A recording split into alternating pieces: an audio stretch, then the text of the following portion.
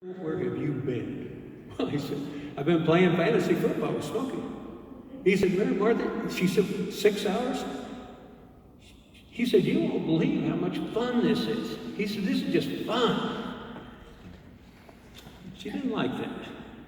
So week 8, we're in the side room at the Long Branch, 20 of us sitting around a bunch of long tables.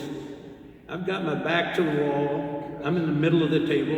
I'm looking at these papers spread out, drinking beer. All of a sudden I realized that there wasn't a sound in that room. I look up. Here she comes, baby. Eastbound and down, and not long to get there. She's rounding the end of those tables, and she's headed right for that empty chair next to me. Now, what I didn't realize was 16 of the 20 guys had no idea who this was. Our special server was dumbfounded. She had never seen a woman in fantasy football. I look up, all these guys, their mouths are open. Now, if it would have happened today, I'm a lot cooler today. I would have turned around and said, hi. I didn't say anything then because I thought my life was over. And Mary Martha was looking, she always looked fine, but this night she is looking really fine. She's got on a sexy ensemble, high heel shoes, her hair's done up, and she's smelling good. The little waitress doesn't know what to do, so she says, would you like a drink? Mary Martha says, yes, honey, I would like 2 White Russians. And if you don't mind, bring them both at the same time. She said, you see, these gentlemen have gotten a head start on me, and I'm going to have to catch up. Nobody else said a word. We're just sitting there.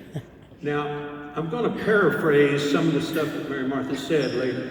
And the reason I am is that you can't quote a sailor in a church. And this night, Mary Martha was a sailor. So she takes the first White Russian down in 2 gulps. And then the most unlikely Mary Martha thing that she would ever do, and I realized then that this was an actress, wiped her mouth off like John Wayne in a Western saloon, and she said, gentlemen, I am Mary Martha Carrico. To me, it sounded like she said, I'm the queen of everything. She said, for 7 weeks, I have heard how much fun this fantasy football is. So, would you bring me one more White Russian? While I'm starting to catch up here, would you gentlemen start the fun, because we're going to have fun. Well, it was chaos for the rest of the night. Carrico left early, Mary Martha stayed late. and she had more than 3 White Russians. That story has been retold about 800 times using the sailor's language. And it's titled, The Night Mary Martha Carrico Hijacked Fantasy Football. and see that word fantasy. Now Mary Martha and I she's leery of me. I'm a rascal. And Tom likes me too much. We're having too much fun. And most of you know this, when women are young, they're trained by their mothers, who are also women. And they're trained to be suspicious of everything a man might be thinking. And Mary Martha had been well trained. So this is driving her crazy. Now she settled down after that embarrassing evening, but it was historic. Now we go into year 2, and she's feeling kind of comfortable with me and fantasy football.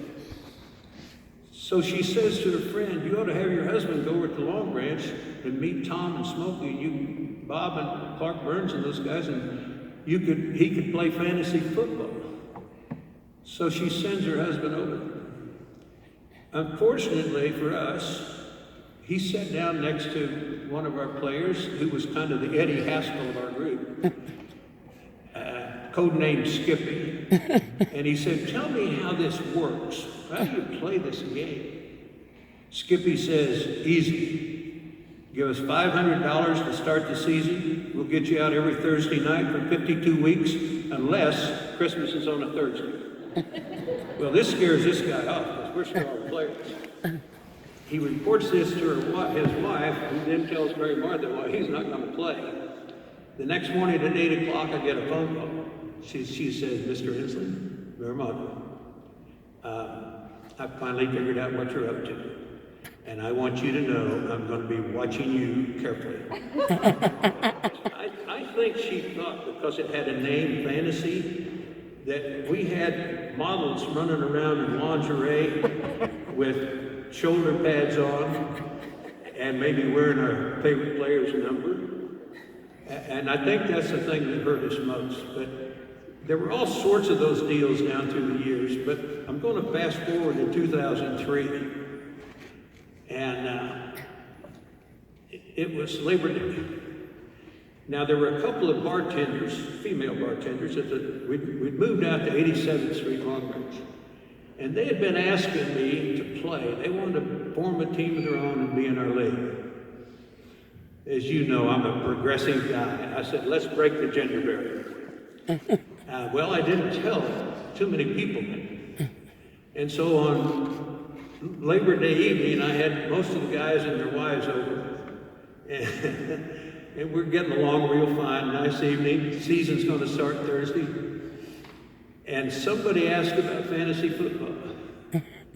And Clark Burns, with one of the great deep baritone voices, he says, tell me this, I hear fantasy football is not co-educational.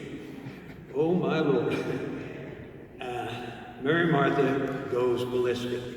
So do all the other wives. They beat up on me so bad. Now, isn't it interesting that I tell you that story? Because today, little kids are playing fantasy. Women in nursing homes are playing fantasy. The church probably has a fantasy.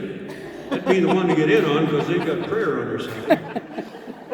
It's no fun anymore because of the computers. Everybody knows everything. The morning after that Labor Day evening, I'm going to quit.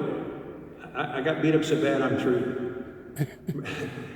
Mary Martha calls 8 o'clock. One of those phone calls again. Mr. Inslee, Mary Martha. The wives have asked me to speak to you about a grievous error you made in judgment. She said, we're going to give you until the start of the season, which is Thursday night, the opportunity to correct this mistake and escort these hussies out of the locker room. Well, I said, wait a minute. I said, we don't have a locker room. She said, I know teams. You've got 12 teams. There's never been a team that didn't have a locker room. I said, Mary Martha, I'll explain it this way. It's harmless. We play in an open sports bar, out in the open. It's not like we're showering with these women. She said, I knew that was on your mind sooner or later. Now, there's countless of Mary Martha stories about fantasy football. But she watched me. She knew I was a bad influence on Tom. In fact, the famous Skippy once said, Mary Martha picked on me so bad. He said, if Tom got caught robbing a bank, Mary Martha would stand up and tell the judge that Smokey did it. My last little comment on that fantasy was, in 2018, we shut it down. I was exhausted.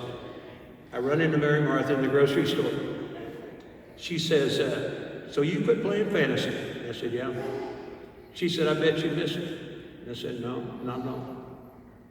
Then in a very quiet voice, she said, well, I miss it. What? She said, yeah, you see, I kind of gotten used to having Thursday night to myself. And Kerry Cole can't hear well anymore, so he's got the football game turned up every Thursday night so loud I can't read. The real crux of our relationship, and seriously, I'm kind of joking about this, but we were tested with fire. I mean, she told me what she thought. She straightened me out on a lot of issues.